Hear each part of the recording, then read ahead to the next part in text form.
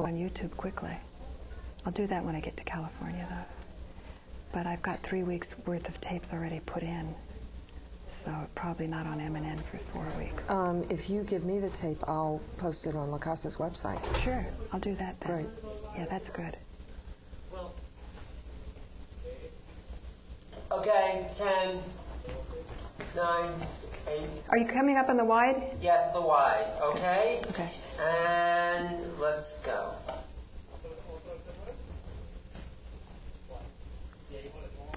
Welcome to Farther Down the Rabbit Hole. My name is Paula Gloria, and on this show we like to go into topics more deeply. One topic that is especially close to my heart is the topic of healing and balance. My show is known for dealing with topics that are spiritual and also topics that are political. But I was very heartened the other day when somebody, I think through Alan Steinfeld, took me to the Upper West Side to hear a lecture on radiation hormesis. And at that lecture, I met my guest, and I'm very pleased to introduce to you today Dr. Jane Goldberg. Thank you, Paula. Thank you for joining me on this show. Nice to be here. Yeah. Since we've just getting to know each other, can you explain a little bit about how you came to the lecture where I met you? Well, we have to attribute that to Lily. Lily is my 5-year-old toy poodle. Mm-hmm. And we woke up one morning, she was sleeping on my daughter's bed, and my daughter announced that she had thrown up all over the bed. And then she proceeded to throw up the whole rest of the next day. And so I brought her to vets over the next 7-8 days. 4 different vets, including a homeopathic vet. One vet brought in 2 specialists. Everybody knew she was dying, and nobody knew why. They could see from the blood work what was happening biochemically, but they had no idea what was causing it. And one of my patients, I'm a psychoanalyst, as well as the owner of La Casa de Spa. So one of my psychoanalytic... We're going to talk about that. Great. There's a lot to go in on that. But anyway, how old is your little dog, Lily? She's 5. She's 5. One of my psychoanalytic patients has a very rare form of cancer. And she had been talking to me for a few months about this woman on the Upper West Side who was doing this pulse magnetic therapy with her. And that she had introduced her to a man who had these stones, and that she was actually wearing the stones all the time to try to reduce the tumor. And so... Is that Donna? This is Donna. Donna. Yes. Right. And so Donna recently got a little puppy, so she's very into dogs. And so when she came for her psychoanalytic session, she saw that Lily wasn't moving. And so I said, yes, Lily is sick. And so she said, oh, you have to take Lily up to Donna, because Donna has 2 20-year-old dogs, which by itself is fairly miraculous because dogs don't usually live that long. Right. And she told me that one of the dogs, that Donna had this pulse magnetic machine, and one of the dogs kept throwing herself against the machine. And Donna understood that to mean that the dog wanted, because the machine would be on, and it would be sending emitting, out good vibes. Yes, well, Healing. Literally sending out healing energy. Yeah, a particular form of vibration and frequency. And so, so Donna started treating the dogs with this machine, and so I thought, I've got to bring Lily up for this machine. So I went up there one night around 10 o'clock, and Lily hadn't eaten in a week, in 8 days. I was keeping her alive by bringing her to the vet every day to get rehydrated. She was not drinking, and she had stopped moving because she was so weak. So I had her on my lap, and we had this treatment with this machine, and then I put her on the floor, and she walked around the apartment. She hadn't walked in because of the week. machine? Well, it seemed obvious to me that whatever that machine did for her gave her some energy. Right. So that was really interesting to me. And then Donna said, well, let's see if she'll drink some hormesis water. So I said, well, what is that? And she brought out a bowl of water that she had for her dogs, and it had a little stone in it. So that was kind of intriguing to me. And Lily drank it. And it was the first time that she had drunk. Right. I mean, she'd been the IVs, and I had been feeding her water with a syringe. But she voluntarily drank for the first time in a week. So I just want to explain to the audience that the hormesis, radiation hormesis, are rocks that send out low levels of radiation. And this was a rock that was put in water, and I think after about 8 hours, the water is charged, so to speak. And I know you also spoke about the next few days. You gave the dog 5 choices of wonderful water because you're expert in all this, being the owner of the La Casa Day Spa. And the little dog chose 5 different kinds of water. One of them was very highly filtered water and ionized and alkalized, and one of them was honey water because I thought the honey would be good for her, and one of them was Pedialyte, which the vet had said, and one of them was highly alkalized water with a little mineral salt added, and then there was the hormesis water. And Lily, every time with those 5 bowls there, made a beeline straight for the hormesis Did you ever water. change the order of the bowls? Oh yeah, I was constantly really? changing the waters. Okay, so this is the nice way to use animals in experimentation of medicine in a nice benign way, sort of to follow their natural instincts to heal, right?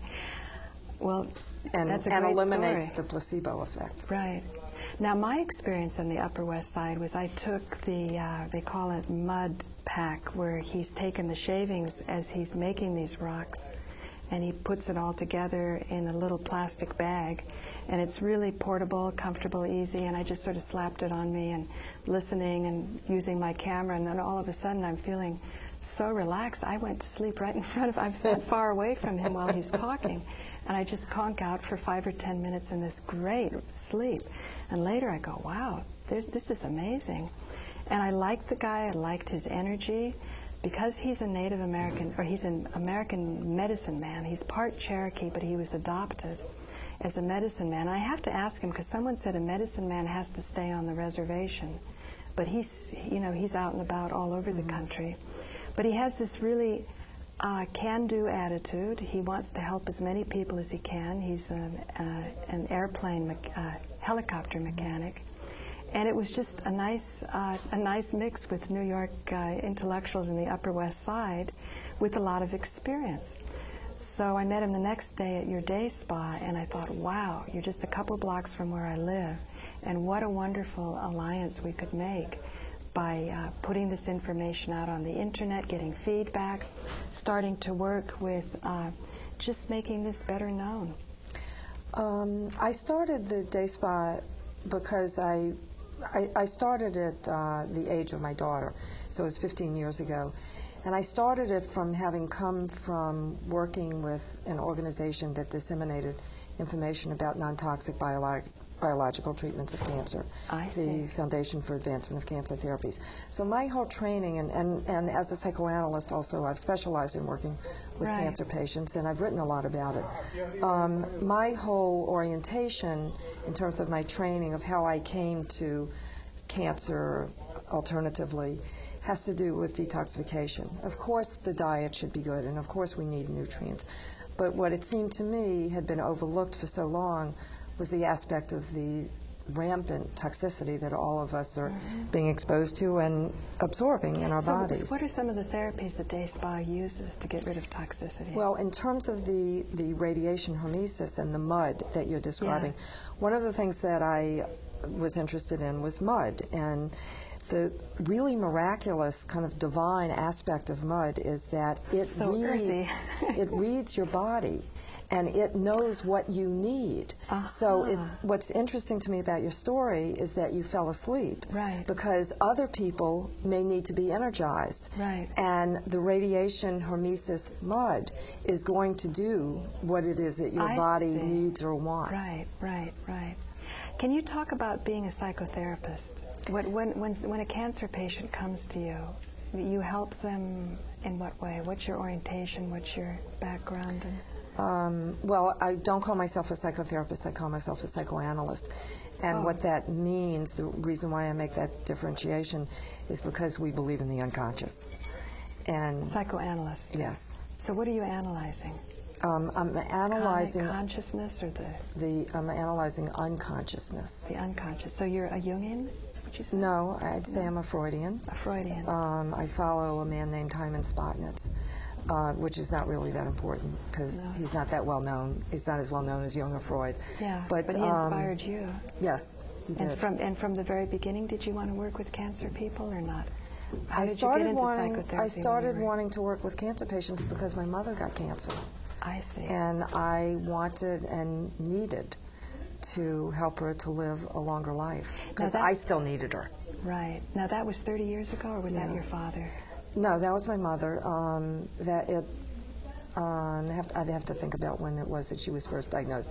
But she was diagnosed with a terminal cancer, and I just was not accepting that. And so that was when I first got involved in holistic health. But then I began to understand that often, not always, but often when you get a diagnosis of cancer, that there are conflicts that are unresolved. And they've done some studies, a lot of studies were done in the 50s, where they look at a cancer personality profile. And I'm very interested in the issue of aggression, of how it is that people...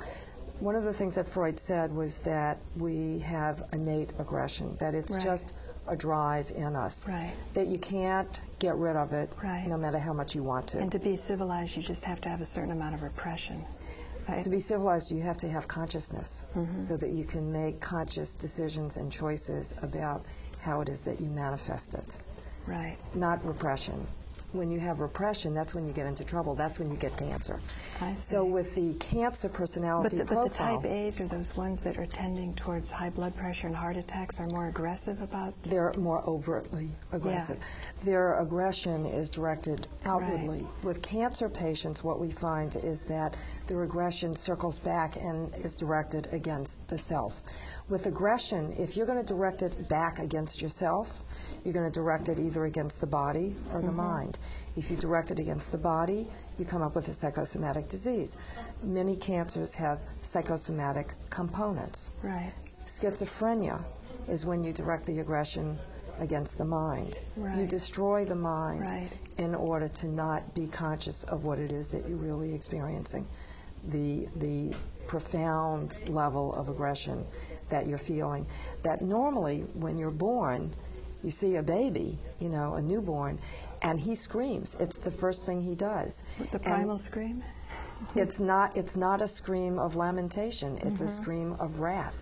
If you've ever seen that primal scream, you know, it's just pure discharge. It's, whoa, you know, what's happening here? Why am I here? And then you work it out from there. Huh? Now, many people have said that they never appreciated life as much as when they got cancer because their priorities were more in order, or maybe assisted through people like you, they could start to see that. Do you agree with that? That cancer doesn't have to be a bad thing? My cancer patients don't die. They don't die even when they have terminal diagnoses, like my mother. They don't die because they do a nutritional program, they do a detoxification program, and they're doing psychoanalysis. And yes, they do come to understand how it is that one of my cancer patients says it was the best thing that ever happened to her. It really helped her to understand how she was living a life of total self-sacrifice, how she was just really killing herself because she wanted to save her family. And she knew that if she wanted to live, she had to reverse that, and she has. And she has. That gets into a whole huge area that I'm going to actually start to address with an attorney regarding cancer cures and how you can't use that word. But I know for myself, when I took the rocks home and the mud pack, as I was lying down with it, there were so many changes taking place. But it also affected my consciousness, and in some ways, the pain that I was living with, which I now realize is built up fungus, even though I don't have cancer, I still could see. I think one of the ladies at your spa when you had the presentation, Carol Thomas, said, your face is so puffy, you know, and she gave me a little lymph treatment.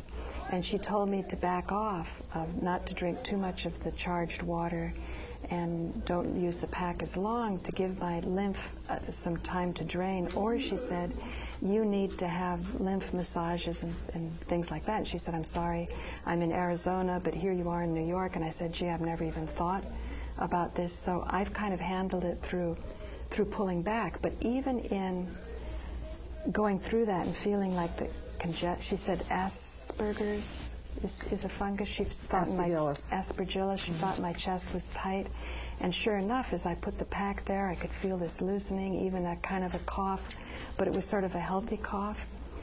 And do you think that an easy cure is going to deny people a valuable lessons? I mean, you don't want people to suffer, but it seems like we live in a society that seems rather hell-bent in bringing simple cures forward. Is there... Well, I think that I am a scientist, and I think that, and I don't mean I'm a functioning scientist, I mean that I have a scientific mind. Yeah. And I think that when you look at the science of what helps people and, okay, we'll use the word even cures people, it's not simple. It's a very complex phenomenon. The medicine man says that the stones kill fungus and stimulate the immune system.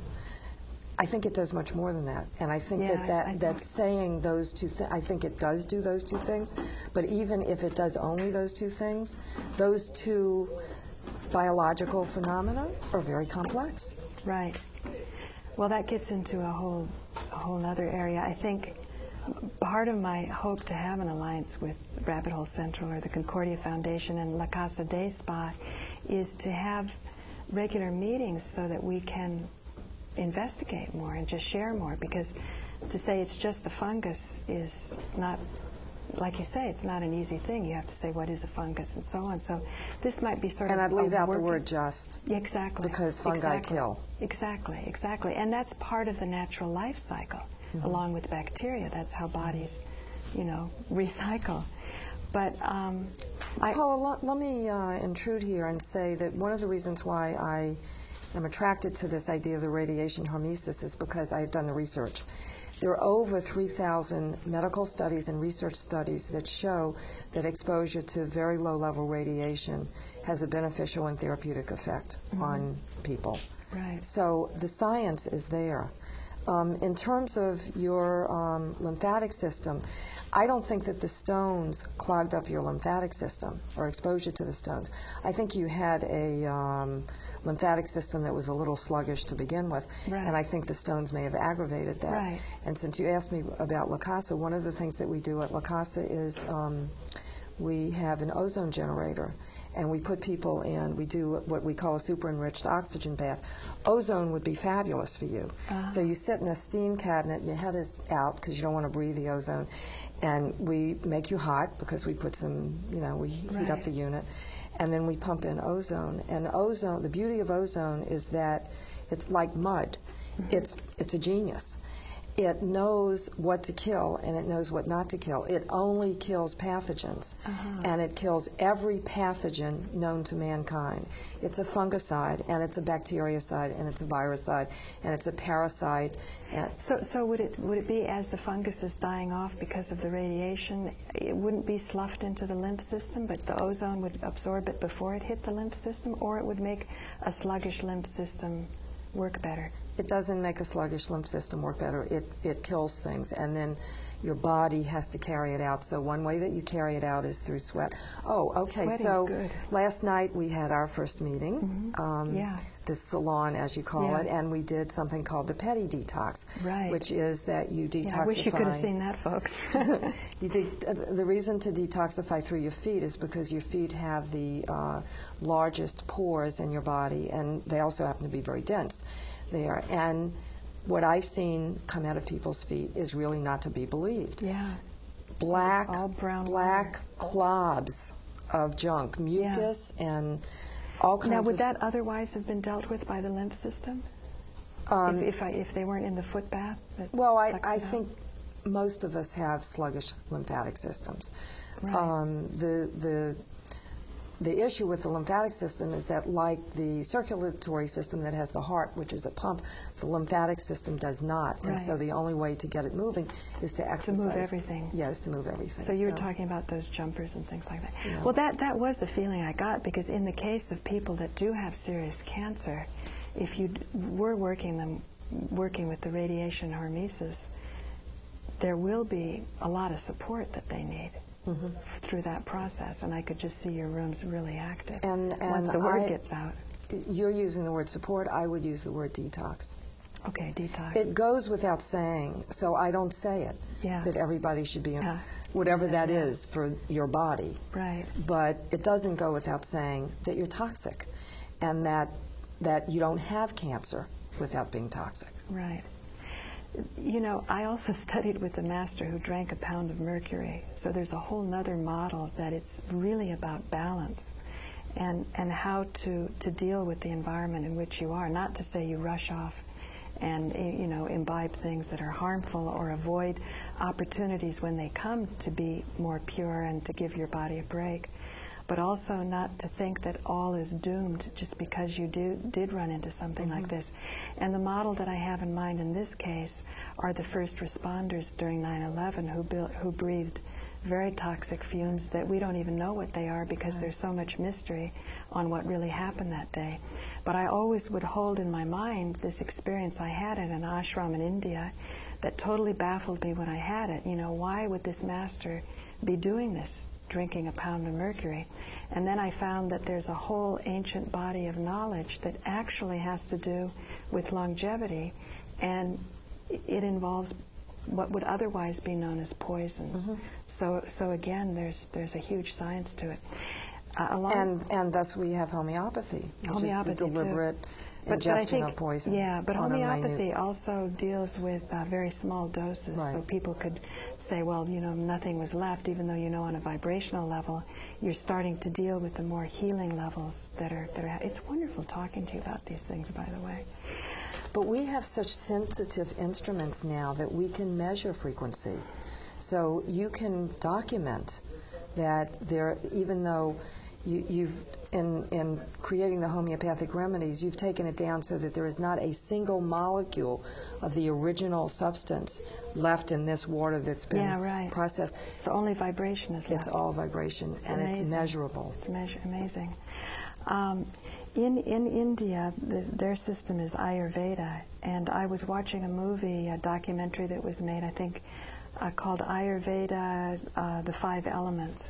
And it started off with a Brahmin doctor from Kerala. He was from the south of India. And he was working with a patient, and they were translating probably Malayalam. And he said that in the system that he learned from his father, and also other gurus, all of whom were gone because he was pretty elderly, they have 20 different names for cancer. And he was saying, and this lady will be fine. So from these traditional bodies of knowledge, these traditional traditions, it's baffling to them that we say it's incurable. I'm going on about 25 years working with a young man, if we could call him a young man. I took him to Dr. Dandin. Do you know who he is? No. He's the Dalai Lama's physician. So this was 25 years ago. I took him there.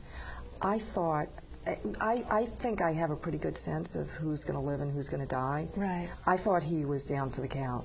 I mean, he was young, he was in college, he was given a terminal diagnosis, and Dr. Dandin said he'll be all right. And I thought, well, either he's like in La La Land, Dr. Dandin? Yeah. Or he is lying to him to make him cheerful. Yeah. Or he knows something I don't know. And so, though the man has, so he's now, you know, almost 50. He's 40. He just had his birthday, actually. He's 46. He should have died. According to traditional medicine, they said he was going to die, you know, within the year. And he did a nutritional program, he did a detox program, and he's been in analysis with me all along. He got married, he got his PhD, he's had a life. It's amazing. Now, and Dandin was right. Dandin was right. Now, as a psychoanalyst, did you feel his head was in a place of dying? I don't want to put you on the spot. I just want to see who you I think we're all, I mean, that's one of the things that Freud said, Eros and Thanatos. I think we are all perched between life and death, and I think that every day in every way we all make decisions that are more in this direction or that direction. I see. But what did you make your, judgment on? Where he was mentally or physically? No, where he was physically. Physically? And what was his problem? He still has cancer all through his body. What I mean, kind when of he cancer? has MRIs, he has the blood, not lymphoma, Hodgkin's. Hodgkin's, Yeah. When he has an MRI, he has cancer everywhere. The other patient that I mentioned with the rare form of cancer, she has cancer everywhere except her last MRI. There's no cancer anywhere. It's all gone. Why? What happened? What did she do? She's been very devoted to being on a holistic program, so she eats right. She takes biological, holistically derived food supplements. I see. She's in analysis. She was there a radical change in her mental outlook that yes. would make there was? Yes. How interesting. Absolutely. Very interesting. She's now, absolutely moved from thinking that there's no exit to looking at a life. Right. Now, I know in the case of my father, he went through 5 years of grueling chemotherapy. And I kept going home. My sister and my brother would call, this is the last time. I'd get a video camera, set up a studio so he could tell his story, because I realized he being of Greek descent, I didn't even know about my family and that part. He kept living, and finally they were saying, I think Daddy's becoming bionic. So maybe people can kind of adapt. To, and even if you are filled with cancer and fungus or whatever, you adapt. Yeah. You know? I think some can. I think that it's pretty amazing that this man is still alive with all this cancer in him. Amazing. We only have 2 minutes left, so I just want to say I'm really looking forward to working with you more, and to working with whoever might appear as a result of our alliance, and to see if we can advance this knowledge more. What are some of your wishes? What are some of the things that you hoped for when you started La Casa de Spa at 41 East 20th Street? What's happened, and how do you see the future? Well, what I wish for is pretty much what I've been saying the whole time we've been talking, which is that people understand the importance of detoxification, and that whether it's arthritis, whether it's cancer, whether it's heart disease, whether it's a cold or a flu, no matter how insignificant it is, they're all just various manifestations of toxicity. And the body is always trying to right itself. You talk about balance. The body has this amazing checks and balances system. And so whenever you have a manifestation of toxicity trying to be eliminated, if it's a pimple on the face, it's toxicity that the body is wisely trying to rid itself of. And that instead of trying to repress those symptoms, like repress a fever by taking aspirin, if you can come to the understanding that these have to happen for the body to get back in balance in a natural way, so be it. Well, and the body becomes stronger as a result of it. So there you have it, ladies and gentlemen. This is Paula Gloria, and this has been an excursion farther down the rabbit hole with Dr. Jane Goldberg from La Casa de Spa. You can check her out at 41 East 20th Street in New York. I have my own website. And your website Well, is what? lacasaspa.com is La Casa's, and mine is Dr. for Dr. drjanegoldberg.com. There you go. Thanks for joining us. I'm Paula Gloria. We can also add that in during the editing. Okay. So, but I wanted people to sort of get a feeling that, because this is we're on the channel that has to do with public affairs of Manhattan. So to give a feeling of 41 East 20th Street. Yeah, great.